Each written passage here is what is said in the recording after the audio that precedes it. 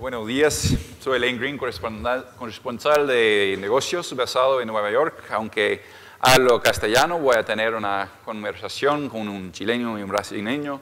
Entonces vamos a hablar la lengua internacional, pero esta vez vamos a hablar inglés. Y I'm very excited about this panel because the issue of how to start up new businesses and create dynamic small enterprises that can become a stable basis for growth in the future is incredibly important, not just for Mexico, but for all developing countries, for all the countries in the world. And so I think we have two great panelists who are going to bring us very different international perspectives on this subject. I'm sorry to say that Paulo Cesar from Embraer cannot join us today, but we're very lucky to have his colleague, Eduardo Munhos de Campos, from Embraer from Brazil, to talk to us about his industry and his country's perspective on startups, and also Nicolas Shea, the founder of Start-up Chile, who will talk about his experiences in that country. So Eduardo and Nicolas, please come and join me.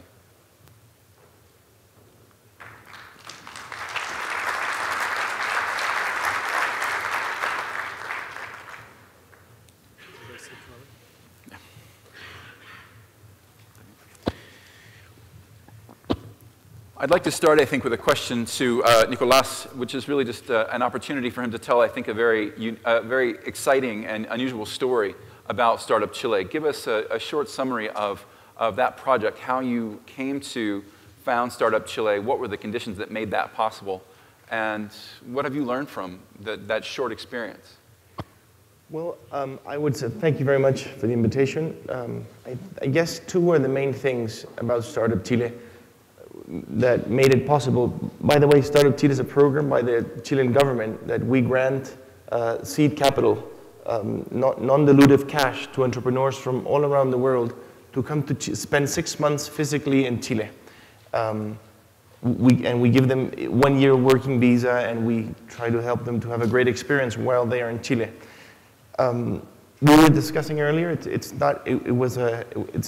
interesting thing about Start-up Chile is basically a developing country giving money to entrepreneurs from developed countries. That doesn't happen often. How did that happen? I think because a bunch of us were in government at the time, because we had a 9.3 earthquake that brought a lot of entrepreneurs to government, and second, gave us some leverage to think and try new ideas.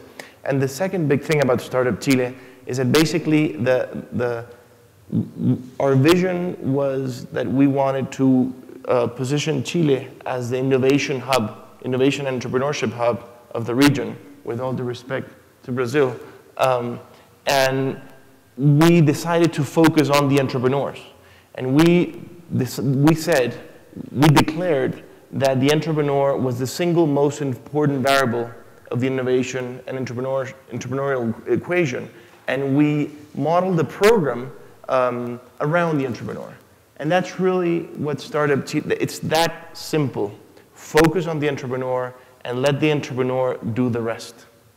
And Start-up Chile obviously started in Chile. You mentioned the earthquake, a sort of disaster that gave you this opportunity. And sometimes it's a shock that causes new things to come into being. But I'm wondering also whether there are aspects of Chilean society, culture, government that made this a possibility in your country, or some kind of lesson that you could draw from that other countries, say Mexico, might learn.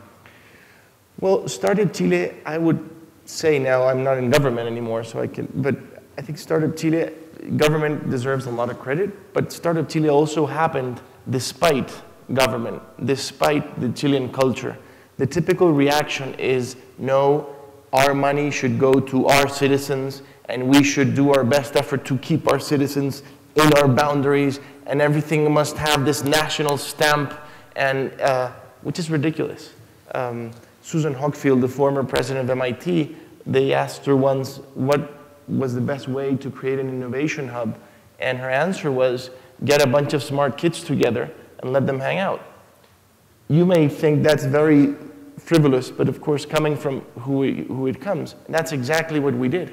We invited a bunch of very smart, talented, aggressive, risk-taking, adventurous entrepreneurs from all around the world, and we only asked them to spend 6 months in Chile, which, by the way, I love my country. Chile is a very cool place. So And in a matter of just a year and a half, not even 2 years, we've had 1,000 entrepreneurs from 65 countries have come to Chile. At this point, we have 500 entrepreneurs in Chile that would not be in Chile. They're creating jobs, they're challenging the status quo, they're bringing in ideas, and they're connecting our country, which is, by the way, a very small country isolated behind the Andes, now less because of the internet, but we've connected Chile in a very short period of time to the world. So I really, if we did it, think about what Startup Mexico could be. You wanted some ideas? Do Startup Mexico tomorrow. Is Aurelio still here? Well, tell Aurelio to start Startup Chile on December 2. Startup Mexico, sorry. Eduardo, give us a bit of the Brazilian perspective. The Brazilian economy has been envied in the last few years, has done very well, but it's not associated necessarily with startup kind of growth. It's been things like commodities, oil, and so forth that have helped your economy grow so quickly. How is the entrepreneurial climate in Brazil? What are the strengths? Do kids get together and come up with good ideas? And where are there shortcomings in your country? Okay, thank you. Thank you for the opportunity. As in Brazil, I think we have. I think we have in Brazil what we have in Mexico, in Chile, and most of the countries in Latin America is our idiosyncratic approach of let people free and at the same time try to control everything at the same time. In Brazil, we are living a moment in Brazil which the basis for startups, for entrepreneurship, which is the economy, is there. So we are living a good moment in terms of geopolitical, in terms of economy. The purchasing power of our people never been so high as it is today. For the first time, we have our C class with more than 50% of our population in Brazil. It's the first time we are not a pyramid. We are changing significantly. And what you said, Rob, is true. Today we are basing from minerals and from commodities most of our economy. But we realized, the Brazilian government realized some time ago that we had to invest much more in innovation and education in our universities. In all universities in Brazil, you have an innovation group trying to let people work freely and create more things. I think the main obstacles we have today in Brazil is regulation, because you have to have a clear regulation, a robust system that will allow the entrepreneur to start safely and healthy a new business. At the same time, you cannot let things completely free. Otherwise, you can start putting even people at risk with products involving health or food or this kind of thing. So I think we are living a good moment from the economical point of view. I think we have to work a lot in terms of education and innovation concepts in Brazil. But I believe we have the entrepreneurial spirit in Brazil is there. I think the people in Brazil is very creative in general. We are very creative. And I think I see with optimism the future for Brazil startups. We've just had an election, of course, in the United States, and I think sometimes the conversation about the role of government was vastly oversimplified. It was sort of, is government the problem or is government the solution? Obviously, there are things that government does well, and there are things that government does badly. There are some things the government must do, and only the government can do. And there are some things where the government gets involved where maybe it shouldn't. I'd like to ask you, Nicolas, and then again maybe Eduardo, what are the things that government should be getting out of the way in, and where are those things that government still has a crucial role? Well, first of all, I worked in government for a year and a half, and I feel honored, and it was an amazing experience. And of course, no one reasonable would argue that, you know, we should go back and just eliminate government. Of course, government is fundamental. Having said that, I think having been inside government, it's highly overrated. Once you become a government official, you're supposed to have answers for everything. I was in a week in the government, and I would get questions like, you know, what's the answer? And I was like, I don't know. Why should I know? It's your job. You figure it out. So I think if we think that government is the solution to making Chile become an innovation hub, or even Mexico an innovation hub, and if we rely on government for the future, for the sustainability of our economy, I think that's a big danger because it's not their role. I think government should be responsible for the infrastructure. I think, the innovation is like it's a multiplicative equation. It has different variables. All those variables must be in place. Of course, you need a legal system, you need defense, you need infrastructure, you need roads, you need, justice, you need to provide to the poor and least fortunate, you need to control violence. Of course, you need universities. But there are many other things where you should not, it's individuals, it's the companies, it's the private sector, it's the independent sector. So I think it's very important that, and I don't care if it's big or small. It's a question of what should be your role and what decisions should be yours and which ones should be others. In the case of Start-up Chile, there's always this dilemma in entrepreneurship whether you should bet on the horse or on the jockey. Usually investors bet on the horse, which is fine. You buy Apple, you kick out Steve Jobs and you replace him. It was a bad mistake. It helped in the long run. But in Start-up Chile, it was about betting on the entrepreneur. You know what? We have no idea what business, what industry. We hired an external company who selects, that ranks the candidates. And whatever the entrepreneurs do, it's their problem. Why should we know? But usually when you're in government, you have the temptation to pick industries, pick companies, pick timings, pick amounts of money. The Obama administration wasn't very successful with Solera and with these electric cars. Brazilians were did a good bet on Embraer. Canadians are struggling with the RIM. So I think today in Latin America, and I'm speaking for Chile, I think the role of government is overrated. I think they should retaliate a little bit, and if we as a society rely on government for the answers to the questions, to the big problems that we have, we're in big trouble. Eduardo, you work for something of a national champion and a big industry, something that is fairly heavily regulated. What's your perspective on the role of government in making a dynamic economy? I think we have there is one very important role for the government, which is to control the new startups. I think it's important to offer to the entrepreneur some kind of protection, legal protection, a solid system that you can trust. The rules will not change as soon as you start your own company. And I think this is very important. The second aspect, which is very important, is funding. Well, you know very well in the United States how many companies started based on governmental investments. We do have in Brazil today, this year, FINEP, which is our program for innovation in Brazil, has 2.5 billion reais in the program, tends for 6 billion reais next year. So that will be money for startups linked to innovation. You have to bring something new, and the government will give you money to try to do that. That said, we have the dark side of the force. The dark side of the force is that in the government in Brazil, you need 8 months to establish a new company. Taxations are overwhelming, and that creates a lot of difficulty for the small company that's fighting for survival in the beginning of the company, and some will not survive and are threatened constantly by the big ones that will try to come and steal the entrepreneur, the innovative approach that the company put in the market. So I see both sides, a very important one, crucial for the startups, and another one which is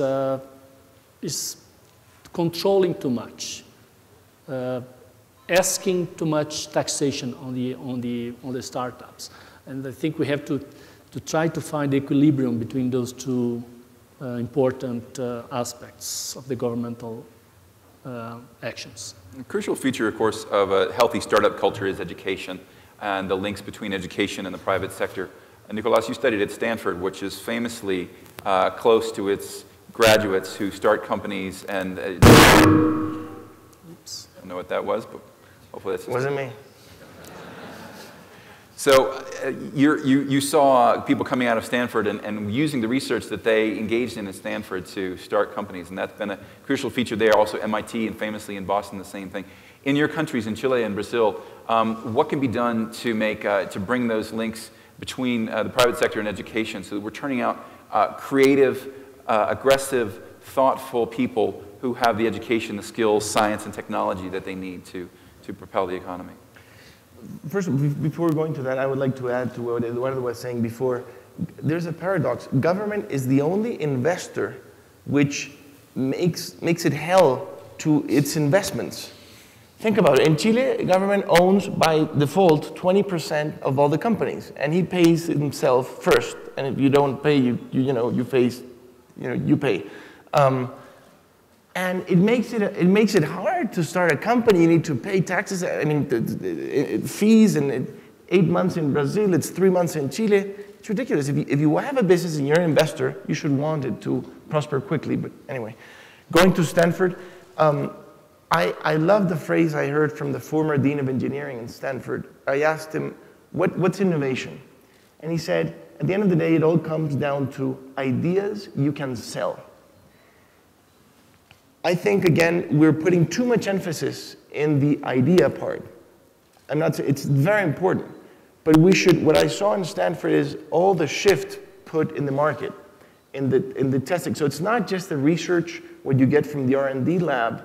It's really if that research is useful to anyone, and if anyone is willing to pay something for that. Because you know what? If not, it could be a waste of time. It's as simple as that. So in the new startup, and in Silicon Valley, what you see a lot is all the proof of market. It's the obsession for customer usability, for willingness to pay. So that's very embedded in the culture. So is a sensible way to think about that, the fact that maybe government should do those things that nobody can or will do. I mean, maybe government supports basic research in physics and engineering that private sector simply won't find the resources. But government shouldn't be taking it to the next level, the development level of the idea, the company, the selling part. Absolutely. I mean, someone cited Chile as an example of R&D. Our investment in R&D is smaller than Mexico, is an embarrassing 0.4%. It's 0.5 here. And we think that I would triple R&D, immediately if I could. But it's not going to come only from R&D. That's and it's not going to come from just increasing government spending. It has to be responsible, aggressive, but connected to the market. If it's not, it's just going to be a very bad use of resources. And by the way, Chile again, we're a developed country, very small country. Mexico City is bigger than Chile in terms of population. So you should think really: are you going to compete with the big centers of innovation? Does it make sense that because we can multiply the investment of R&D by 10, but it will still be 100 of what it is in the US or Brazil or Europe. So maybe you should really find the ways where you're going to play in this innovation market, competitive jungle. I don't think Chile has the power, the structure, the size to think about being the R&D place of the 21st century. So why don't we let's think about other things. Let's bring entrepreneurs. Let's do this and that. And Well, people say R&D like it's one word, but research and development are two different things. And maybe the R part is where government has a role in that basic research, but the D, the development of a product, and then the next D, deployment, is where private capital entrepreneurs come in. How's the research and development climate in Brazil now, and where can there be improvements? We have a lot to improve.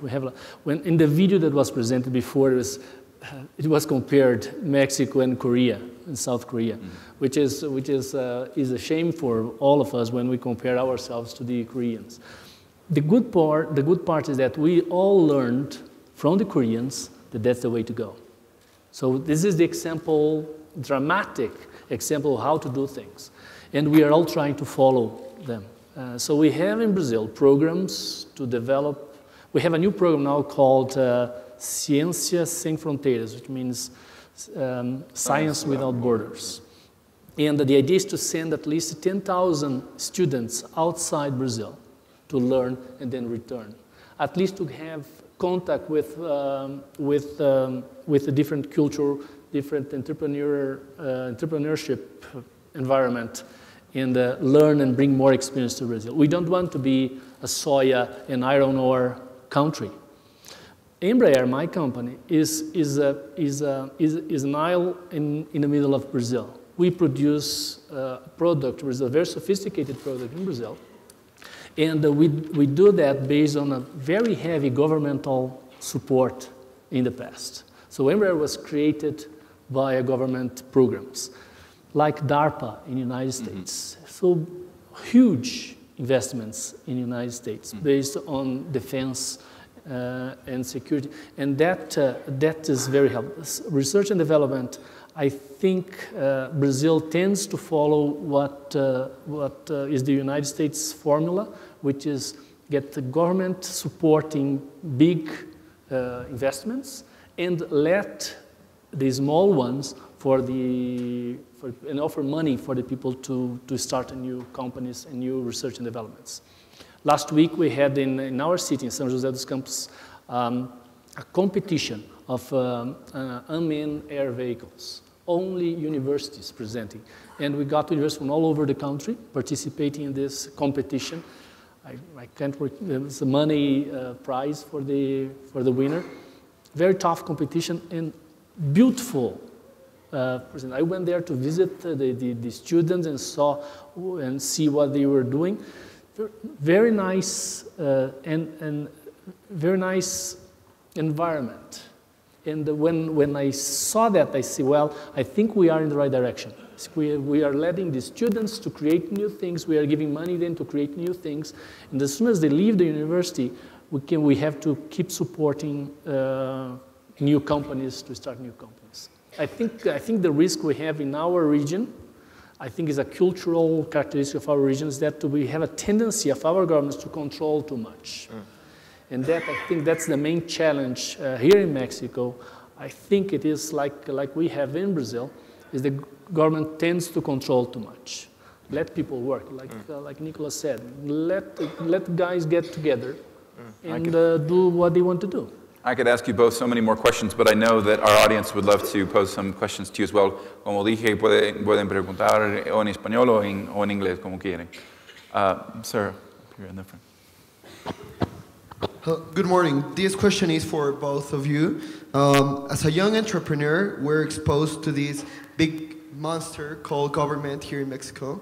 So I would like to ask, what tips can you give us, the young entrepreneurs? Because the bureaucracy here in Mexico is very complicated. So what tips can you give us to start up many businesses? Because there is a lot of future here in Mexico. Thank you. So to go to Chile. I would, with all respect, blaming bureaucracy is always a great excuse. Sorry to be so direct. I've met in these 2 days amazing entrepreneurs, and I think you've got, I also have, I struggle against bureaucracy, so I don't want to be a hypocrite, but I think it's very important to not, rely on that everything is the fault of the government. Second, challenge government.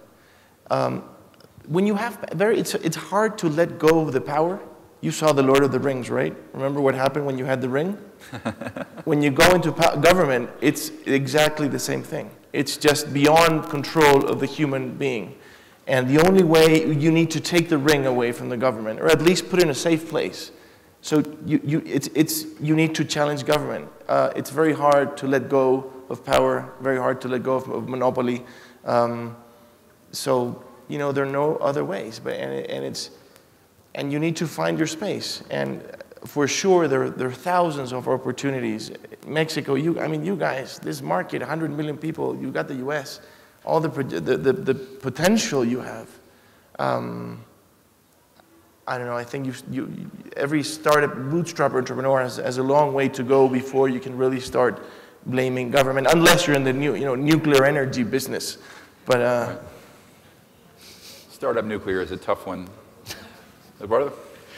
Yeah, well, I tend to agree to Nicolas. I don't think we don't have a formula for success in startups, because we are talking about a variety of initiatives. I think the main tip would be to the government to let people work, not control not try to control innovation. Don't put a formula on it. Let people do it. From the bureaucracy point of view, we had in Brazil a special secretary under a ministry that was designed to reduce bureaucracy. So the guys were tasked to reduce bureaucracy, to open and close companies in Brazil. And I think this can be a very important step. Reduce bureaucracy and people will be formal, will do things in the formal way, not in informal way, which can be dangerous for the entire system. I think we have another question or two. Oh, gentleman right here. ¿Qué tal? Es una pregunta para Nicolás. Muy buenos días, soy Federico Antoni de Venture Partners. Una parte que me parece que es muy difícil para establecer políticas públicas para emprendedores de impacto es ver cuáles son las medidas que se van a utilizar para evaluar esas mismas políticas públicas. O sea, cuáles son las métricas que utilizas para ver si tus políticas públicas están siendo exitosas. Entonces te quería preguntar, ¿qué métricas utilizan en Start-up Chile para determinar si es un éxito o no? ¿Y cuáles son las que recomiendas después de haber vivido esa experiencia? Es la pregunta más compleja, pero yo te diría que hay cuatro factores claves que son hoy día las métricas de Startup Chile. Uno, Startup Chile no es solamente una política de emprendimiento. Yo creo que la externalidad de Startup Chile, el gran retorno para Chile va a ser la red social, la conexión global que estamos generando. Cuando tú traes a Chile durante 6 meses a 10.000 emprendedores, esas personas van a generar amistades, van a aprender, van a contratar, van a invertir, van a recibir inversión, algunos se enamorarán, ojalá algunos se casen, algunos se quedan, otros se van. Deja que esas cosas ocurran. Eso uno. Dos, obviamente está el tema económico. Nosotros creemos que de los 1.000 emprendedores que vengan, esperamos que haya algún home run importante. No sé si un Facebook, pero ojalá haya, no sé, 50 emprendimientos tier 2 o 3. Nosotros estamos midiendo la cantidad de empleados que se generan de los startups de Startup Chile. 18% están recibiendo inversiones de inversionistas, 2/3 de extranjeros, 1/3 chileno. Recuerda que los $40.000 son gastados en Chile. Hay un 25% de los emprendedores que se están quedando en promedio de un año en Chile. O sea, gastan el doble los $40.000. Los vienen a visitar parientes y amigos que se quedan 2 semanas, gastan $200 diarios. O sea, es tan obvio el retorno para un país que el tema de la conexión global es además. Y yo les diría una cosa, Startup, a diferencia de Chile, ustedes tienen una gran suerte en México. Si ustedes logran convencer al gobierno para que haga esto, porque a diferencia de ustedes, chilenos en el extranjero deben haber 150, ya, 200. México en Estados Unidos hay 25 millones, mexicanos, 25 millones. Si, yo partiría a Startup México mañana y para ahorrarme los problemas políticos obvios, diría, vamos a hacer una campaña, el sionismo. Miren Israel, cuando se cayó el muro, la cantidad de rusos, lo que ocurrió en Israel. El 0,1% de los más talentosos mexicanos que estén en Estados Unidos son 25.000.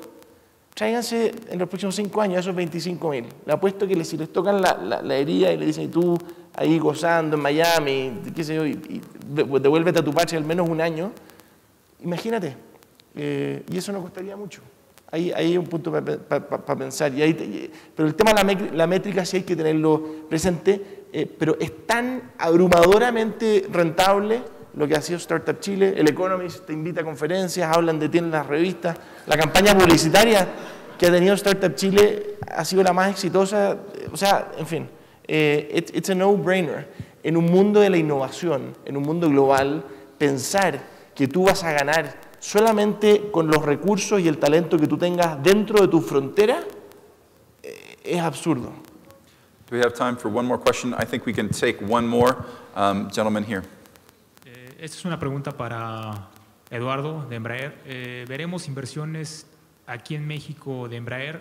Compañías brasileñas están empezando a invertir.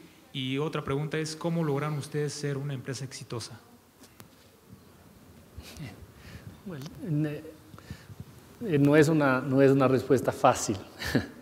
Yo creo que empezaré por cómo Embraer llegó donde llegó el día de hoy. Yo creo que el principal motivo es que fue una decisión del gobierno de Brasil, del Estado brasileño, de implementar la industria aeronáutica en el país. Y esa decisión fue hecha en el 45, después de la Segunda Guerra Mundial. Y esto fue quizás el plan estratégico de largo plazo más bien implementado en Brasil. Embraer un poco surfó la onda buena cuando se abrió el mercado americano e hicimos un producto con mucha competencia, un producto que fue un suceso en Estados Unidos. Nosotros somos una isla, como yo decía antes, una isla de innovación en Brasil. Y esto es principalmente conectado con el Instituto Tecnológico de Aeronáutica, que es un instituto del gobierno de Brasil, que está en la ciudad donde estamos nosotros. Yo creo que el éxito principal tiene esta base, que es una base de inversión de largo plazo estratégica del gobierno. Además de eso, nosotros desarrollamos con los años una gran capacidad de gerenciar programas muy complejos. Y yo creo que esto es algo un poco único que nos hace diferentes en el mercado mundial y hace con que Embraer tenga una actuación diferenciada en el mundo. Nosotros somos reconocidos en el mercado como una empresa con gran capacidad de gerenciar programas muy complejos. Y uno de los temas principales de la complejidad de la producción aeronáutica son los suministradores. Tenemos suministradores, como decían, porque somos una isla, no tenemos una gran base de suministradores en Brasil. Tenemos suministradores en Chile, tenemos suministradores en México, tenemos suministradores en Japón, en Estados Unidos y en Europa. Y la idea, también para disminuir el riesgo de nuestro negocio, estamos ampliando nuestra capacidad industrial. Tenemos una fábrica en China, tenemos una fábrica en Estados Unidos y tenemos un acuerdo para empezar a producir interiores de avión en México. Es una joint venture con C&D, Interiors de Estados Unidos. Y esa es la inversión. Respondiendo a la primera pregunta, la inversión que vamos a hacer en México es la implementación de una industria para producir interiores aquí, que seguramente lo hacemos porque es una gran oportunidad de negocio. La oportunidad que nos ofrece México, el incentivo que nos ofrece en México es muy atractivo y por eso estamos haciendo aquí esta joint venture en México. Bueno, Start-up Chile y Embraer son success stories, como decimos en inglés, y se llama Start-up Chile. Sé que eso es una palabra inglesa. Yo quiero y creo que startup viene a ser una palabra castellana también, después del éxito que han tenido. Gracias, les agradezco, Nicolás y Eduardo, y van a quedarse aquí el resto del día si hay más preguntas para ellos. Gracias.